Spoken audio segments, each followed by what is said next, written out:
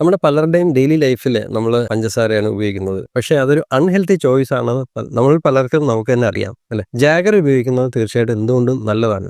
ഈ white ഷുഗറിനെ replace ചെയ്ത് jaggery കൊണ്ടുവന്നു കഴിഞ്ഞാൽ, ശർക്കര കൊണ്ടുവന്നു കഴിഞ്ഞാൽ തീർച്ചയായിട്ടും നമുക്ക് പല പ്രയോജനങ്ങളും, അതായത് നമ്മുടെ ഇമ്മ്യൂണിറ്റിക്ക് നല്ലതാണ്. അതിനകത്ത് പല ആൻറ്റി ഓക്സിഡൻസ് ഉണ്ട്. നമ്മുടെ ശരീരത്തിനകത്തെ ആസിഡിക് വാല്യൂ കുറയാനായിട്ട് നല്ലതാണ്. അതുപോലെ തന്നെ അതിനകത്ത് ഒത്തിരി ഹെൽത്ത് ബെനിഫിറ്റ്സ് ഉണ്ട്. നമ്മൾ ഈ പറഞ്ഞ ഈ സിങ്ക്, സെലിനിയം അതുപോലെ മിനറൽസിൻ്റെ പാക്കേജ് ആയിട്ടുള്ള ഒരു കണ്ടന്റ് ആണ് തീർച്ചയായിട്ടും ജാഗറി. പിന്നെ നമുക്ക് പറയാൻ പറ്റുന്ന ഒരു കാര്യമാണ്, അതിനകത്ത് അയൺ ഡെഫിഷ്യൻസി ഉള്ള ആൾക്കാർക്ക് തീർച്ചയായിട്ടും വളരെ നല്ലതാണ്.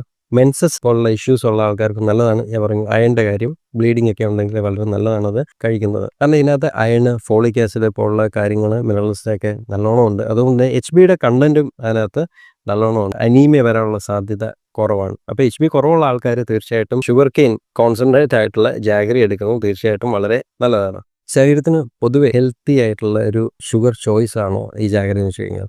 ഈ ഷുഗർ ചോയ്സ് എന്ന് പറയുമ്പോൾ തന്നെ മധുരമാണ് നമ്മൾ ഉദ്ദേശിക്കുന്നത് അല്ലേ?